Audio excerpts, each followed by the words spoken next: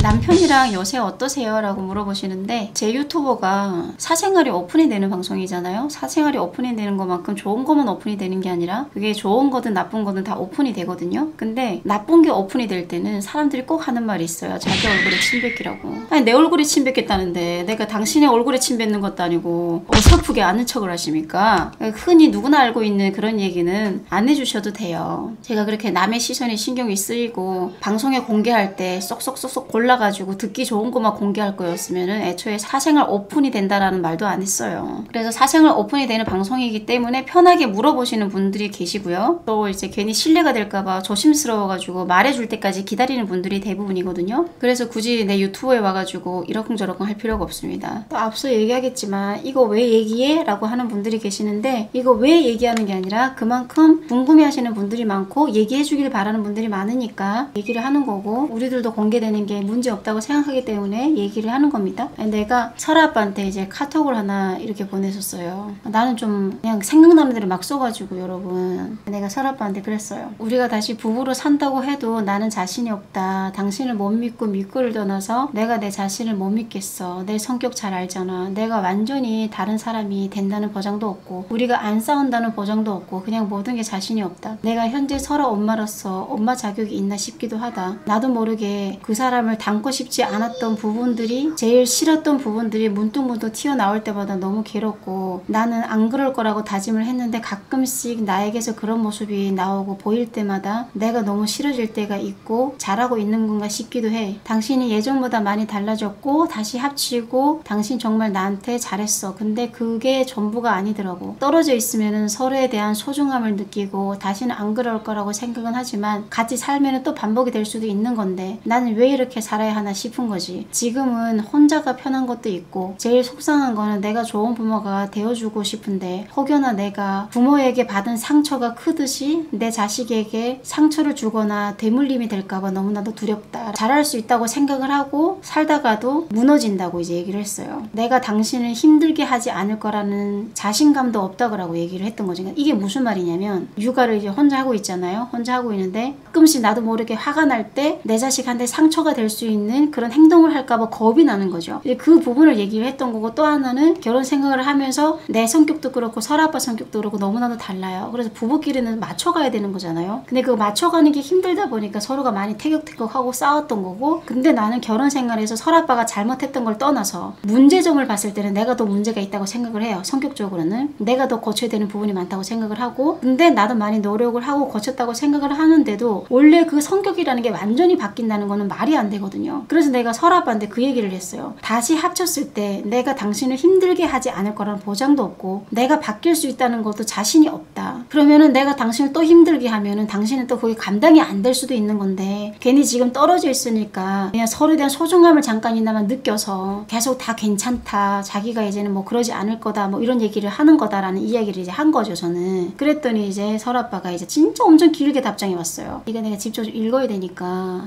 밑에 다 클릭을 해야 되거든요. 그래서 제가 읽을게요, 여러분. 난 자신 있어. 여보가 지금 하고 있는 그 고민 나 역시도 똑같이 했었고 어떤 마음인지 너무나도 잘 알아. 그리고 여보가 이 세상을 살아가면서 얼마나 많은 상처를 받고 어떤 가정 환경에서 자라왔고 어떻게 성장해 온 건지 진지하게 생각해 본 적도 없고 여보 마음 따위는 헤아리지 않았어. 내 부족하고 못난 모습들을 받아들이고 인정하지도 않았어. 그리고 내 20대 아깝다고 생각하기도 했고. 이게 설아 아빠는 저를 20살 때 만났어요. 저보다 7살이 어리거든요, 설아 아빠가. 제가 이제 7살이 더 많고, 그냥 여보 말대로 계속 똑같이 반복되는 굴레 속에서 나도 지쳐 있었고 힘들었었어. 근데 그거는 내 잘못을 인정하지 않을 때 얘기잖아. 내가 모든 잘못을 여보에게 떠넘겼을 때 여보 마음을 몰라주고 궁금해하지도 묻지도 알아주지도 않았잖아. 서로에 대해 모든 걸 안다고 생각했지만 사실은 내가 멋대로 여보를 판단했던 거야. 여보가 나에게 먼저 이런 얘기를 하니까 사실 너무 무섭다. 내 부족함이, 내 모자람이 여보에게 그런 생각이 들게 만든 거니까. 난 여보를 감당하려는 게 아니야. 보상을 하려는 것도 아니고 여보랑 사랑하고 살고 싶어. 힘들게 사랑하는 거 말고 행복하게. 내가 조금 더 솔직해지고 인정하고 살면은 우리도 행복하게 살 수 있어. 되풀이 되게 하지 않아. 이렇게 떨어져 있으면서 가장 후회했던 게 그런 거야. 내가 가장 소중한 사람에게 관심이 없었고 알려고 하지도 않았던 게 여보를 스스로 믿지 못해도 내가 여보를 믿어줄게. 그 누가 여보를 의심해도 나만은 여보 편이 될게. 여보가 설아에게 대물림하고 하고 싶지 않아서 설아가 화나게 했을 때 괜찮아질 때까지 그 자리를 피하는 방법으로 지금까지 잘해왔잖아. 그렇게 실천으로 옮기는 거는 정말 대단한 거야. 모르긴 몰라도 나보다는 부모 될 자격이 있어. 그 증거로 우리 설아 얼마나 잘 컸어. 너무 예쁘게 바르게 잘 커졌잖아. 내가 여보한테 부모 얘기를 많이 했었지. 사실 우리 집은 회목하긴 했지만 나도 상처가 있긴 있어. 여태까지 누구에게도 말을 안 했지만 이거는 말 못하겠어요. 땡땡땡땡 너무 넘길게요. 이 세상에서 내 가족만 있으면 된다. 이런 내 과거가 약점이 되는 게 두렵고 진심으로 들어주지 않을 거라는 생각 때문에 또 누구에게도 지금까지 이런 얘기를 하지 않았던 거야. 나도 그때 어릴 적 상처로 무뚝뚝해지고 밝게 자라지 못하고 나도 성격이 이렇게 바뀐 거야. 여보, 그 어떤 사람도 완벽할 수 없잖아. 부모가 될 자격 같은 게 어디 있어. 여보가 잘하고 있는 거야. 여보의 가장 큰 장점은 생각이 깊고 자기 객관화가 잘 되어 있다는 거야. 자신의 약점과 잘못을 인정하고 노력을 하잖아. 그것만으로도 여보는 훌륭하게 엄마 역할을 잘해주고 있는 거야. 그리고 여보 그런 약한 생각을 하고 힘들어할 때 내가 힘이 되어줄 수 있잖아. 다시 시작할 수 있잖아. 나는 모든 거를 되돌리고 다시 처음부터 시작할 자신 있어. 여보 말대로 여보가 여자고 나에게 기대고 의지하고 싶고 그랬을 거야. 근데 반대로 내가 철이 없이 행동하고 여보의 겉만 보고 내 멋대로 판단하고 살았지. 근데 내 생각은 이렇다. 우리가 정상적으로 결혼도 못했고 신혼여행도 제대로 못 갔고 일상생활도 결혼생활, 육아 모두 온전치 못했어. 사건 사고도 많았고 수없이 싸웠고 상처도 많이 줬지. 뭔가 시작부터 잘못된 것 같은 우리의 결혼생활들. 그 시간들 역시 귀한 자기 반성을 느낄 수 있는 기억들이다. 나는 그렇게 매일매일 반성을 하고 있다. 여보가 나에게 어떤 존재인지 깨달아가면서 내 모든 안 좋은 점들이 많이 보인다. 내가 이런 말 자격이 없다는 거 잘 알아. 남들은 비웃을지 몰라도 많은 일들이 있었지만 그 안에도 행복이 가득했고 여보를 사랑하지 않았던 적은 없었어. 나는 어릴 때부터 속마음을 내비치지 않았어. 그래서 뭔가 속마음을 내놓는 게 부끄럽고 수치스러워. 그러다 보니 속마음도 제대로 표현도 못하고 지난 내 상처도 말을 못하고 살았던 것 같다. 이런 말을 꺼내게 만들어준 것도 여보가 처음이고 너무 고마워. 뭐 아무 말이나 써봤는데 여보가 어떻게 받아들일지 사실 잘 모르겠다. 그동안 성숙하지 못하고 미숙하고 싸우기 싫다는 이상한 생각으로 대화도 잘 안 하고 여보에 대한 관심도 많이 가져주지 못하고 오히려 힘들게 하고 아무 의미 없이 하루하루를 보내고 말 그대로 무의미하게 매일 보냈던 거 모두 인정하고 시작하면 돼. 다 인정할게. 내 부족함을, 내 철 없음을. 나는 지금처럼 철이 들어가고 어른이 되어가는데 여보는 갈수록 자신이 없어지고 안 좋았던 일들이 떠오르고 있는 거지? 라고 물어보더라고요. 사실 나는 여보한테 못한 건 맞잖아. 근데 어쩔 수 없다고 생각해. 내가 더 좋은 사람이 될게. 난 정말 자신이 있다. 다시 시작해보자. 봄향아. 저한테 봄향이라고 부르는 게 이번에 처음이라서 좀 솔직히 좀 그랬어요. 지금까지 정말 미안했다. 잘 살아보자 우리. 서로가 아니 모두가 꿈꾸는 결혼 생활을 하자. 그렇게 만들어줄 자신 있다. 내 진심이 닿았으면 좋겠네? 라고 이렇게 답장이 왔어요. 나 지금 울지 않으려고 애쓰고 있는데 여러분들이 울면 어떡해. 여러분들이 울려고 하면 어떡해요. 이거를 이제 보면서 나도 이제 울었던 게 그러니까 난 설아빠한테 이제 그 얘기를 했어요. 뭔가 내 가정 환경도 뭔가 온전치 못했고 이 내 가정 환경 때문에 결혼 생활에 설아빠한테 힘들게 했던 것도 있었던 것 같거든요. 그래서 나는 이번에 그걸 얘기를 한 거예요. 뭔가 내가 부모 될 자격도 없는 것 같고 부모로서 잘하고 있는 건가 싶기도 하고 또 아내로서도 뭔가 당신을 힘들게 할 것 같고 내 부족함도 나도 보이고 그래서 당신은 자신이 있을지 모르겠지만 나는 자신이 없다라고 이제 얘기를 한 거예요. 내가 내 자신을 너무 잘하니까. 그래서 이제 얘기를 한 건데 이제 설아빠가 이렇게 답장이 온 거죠. 근데 사실은 이렇게 얘기를 한 게 설아빠가 처음이에요. 우리가 이런 대화는 하지 않았었으니까 마음이 좀 위로가 되기도 했는데 한편으로는 더 막막해졌다고 해야 되나? 이런 상황에서도 나는 계속 이제 밀어내고 있으니까